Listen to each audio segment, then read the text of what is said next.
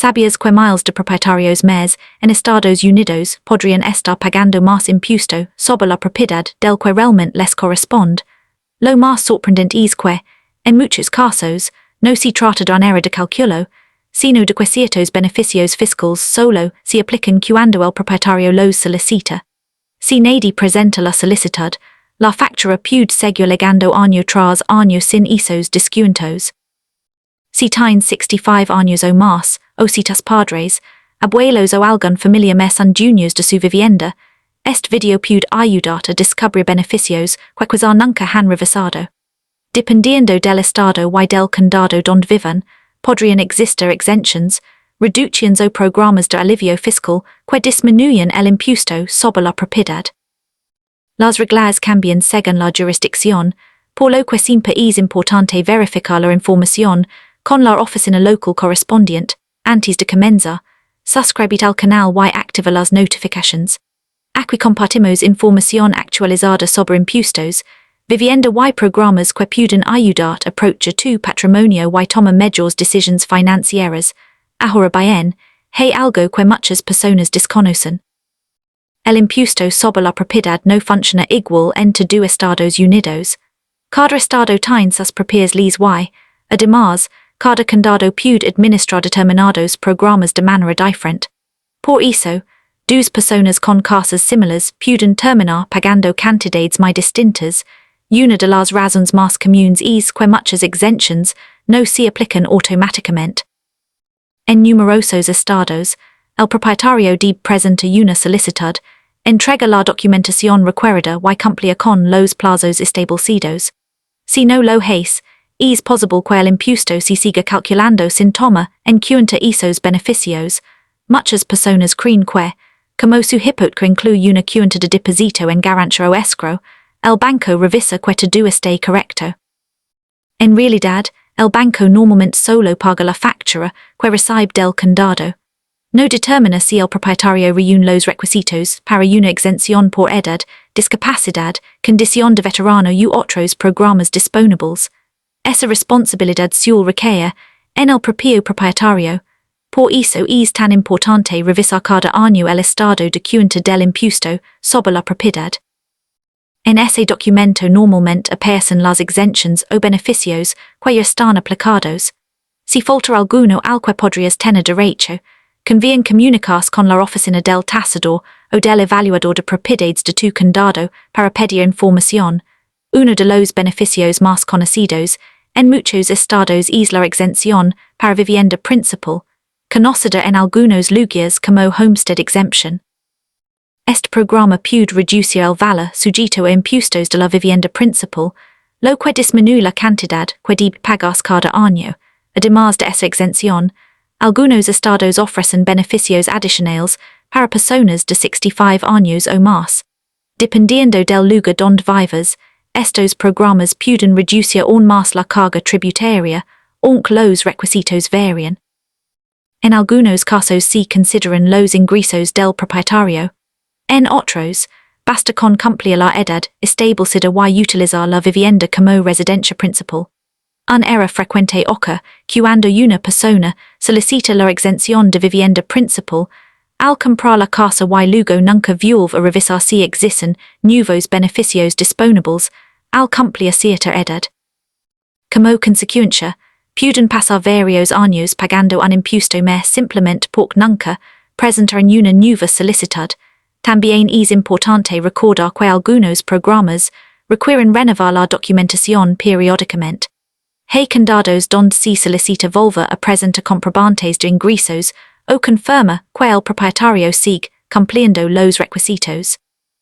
Si no se completa ese proceso dentro del plazo establecido, el beneficio puede suspenderse hasta que se regularice la situación.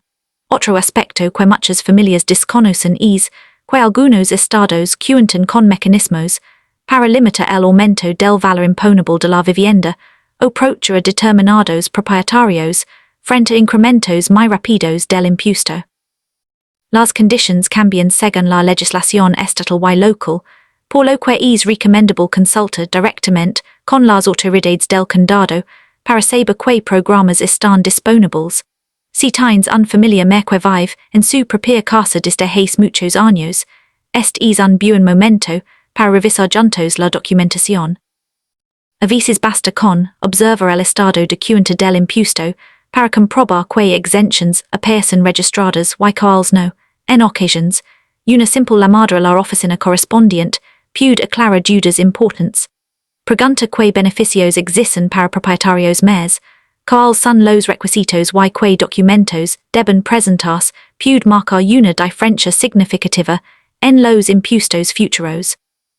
A lo largo de los años, muchas personas descubren estos programas solo después de hablar con un familiar, un vecino o un asesor que les recomienda revisar su situación.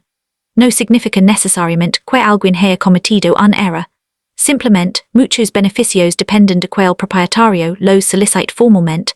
Por eso, si nunca has revisado este tema, no asumas que todo está correcto. Dedicar unos minutos a verificar la información puede ayudarte a entender mejor cómo se calcula tu impuesto sobre la propiedad y si existen programas disponibles para tu casa. En la siguiente parte hablaremos de otros beneficios que algunos estados ofrecen a los propietarios mes, los errores más comunes al mudarse de vivienda, los programas relacionados con ingresos limitados y los pasos que puedes seguir para revisar si estás aprovechando todas las exenciones disponibles según las reglas de tu estado y tu condado. Continuemos con otro aspecto que merece mucha atención. Además de las exenciones para propietarios mes, algunos estados ofrecen programas especiales destinados a personas con ingresos limitados. Estos programas pueden reducir aún más el impuesto sobre la propiedad o brindar otras formas de alivio fiscal. Sin embargo, los requisitos son diferentes en cada estado y, en muchos casos, es necesario presentar documentación actualizada cada año. Uno de los errores más comunes es pensar que, una vez aprobada una exención, permanecerá vigente para siempre. En realidad, algunos programas exigen renovar la información periódicamente. Si el propietario no presenta los documentos solicitados antes de la fecha límite, el beneficio puede suspenderse y el impuesto aumenta al año siguiente. Por eso es recomendable revisar el estado de cuenta del impuesto sobre la propiedad cada año y conservar copias de todas las solicitudes, formularios y cartas enviadas al condado. Tener esa documentación organizada puede ser muy útil si ser alguna duda o si es necesario demostrar que una solicitud fue presentada a tiempo. También es importante hablar sobre las personas que deciden mudarse. Muchas familias venden su vivienda para comprar una casa más pequeña, acercarse a sus hijos o reducir gastos durante la jubilación. Lo que algunos desconocen es que las exenciones que tenían en la vivienda anterior no siempre se transfieren automáticamente a la nueva propiedad. En muchos estados, cuando compras una nueva vivienda principal, debes volver a solicitar las exenciones correspondientes. Si no realizas ese trámite, es posible que la nueva factura del impuesto llegue sin los beneficios que recibías anteriormente.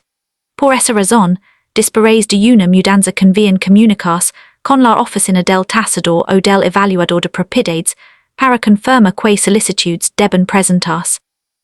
Otro tema importante es el aumento del valor de mercado de las viviendas. En algunas zonas del país, los precios han subido considerablemente durante los últimos años. Cuando el valor de una propiedad aumenta, también puede aumentar el impuesto correspondiente, salvo que exista alguna limitación o beneficio establecido por la legislación local. Precisamente por eso, algunos estados cuentan con programas que limitan determinados incrementos o ayudan a ciertos propietarios, especialmente adultos o personas con ingresos reducidos. Sin embargo, estos programas no existen en todos los estados y sus condiciones varían ampliamente. La mayor fuente de información siempre será la oficina del condado donde se encuentra la propiedad. Si en algún momento recibes una factura mucho más alta de lo habitual, no asumas inmediatamente que es correcta o incorrecta. Lo primero es revisar cómo fue calculada y confirmar que todas las exenciones que te corresponden siguen apareciendo en el estado de cuenta. Si observas alguna diferencia inesperada, puedes comunicar con la autoridad local para solicitar una explicación. Hay otro aspecto que muchas personas pasan por alto, los plazos. La mayoría de las exenciones tienen fechas límite para presentar la solicitud. Si el propietario deja pasar ese plazo, es posible que deba esperar hasta el siguiente periodo para volver a solicitar el beneficio. Por eso es importante conocer el calendario de tu estado y de tu condado. Algunas personas también preguntan si pueden recuperar dinero correspondiente a años anteriores cuando descubren que nunca solicitaron una exención. La respuesta depende completamente de la legislación estatal y de las normas del condado. En algunos lugares existen procedimientos para revisar determinados periodos anteriores. En otros, las reglas son más limitadas. Por eso vale la pena preguntar directamente a la oficina correspondiente cuáles son las opciones disponibles. Si es hijo o cuidador de un adulto mayor, puedes ayudar revisando junto con esa persona los documentos relacionados con la vivienda. Muchas veces una segunda revisión permite detectar información que había pasado desapercibida. También conviene guardar en un solo lugar todos los documentos importantes relacionados con la propiedad, escrituras, estados de cuenta del impuesto, comprobantes de pago, cartas del condado y copias de cualquier formulario presentado. Mantener ese archivo organizado facilita cualquier trámite futuro. Recuerda que llamar a la oficina del condado no significa que exista un problema. Muchas personas simplemente llaman para confirmar que todas las exenciones disponibles ya están aplicadas correctamente. Esa pequeña verificación puede brindar tranquilidad y evitar sorpresas más adelante. Cuando hables con un representante del condado, procura hacer preguntas específicas. Por ejemplo, puedes consultar si existe una exención para propietarios mayores, una exención para personas con ingresos limitados, programas para veteranos, beneficios para personas con discapacidad o cualquier otro programa disponible en esa jurisdicción. También pregunta qué requisitos deben cumplirse y cuál es la fecha límite para presentar la solicitud. Si la respuesta no queda completamente clara, pide que te indiquen donde puedes consultar la información oficial o solicitar instrucciones por escrito, si están disponibles. Contar con información oficial siempre ayudará a evitar confusiones. En la tercera y última parte resumimos los pasos más importantes que puedes seguir esta misma semana para revisar tu situación.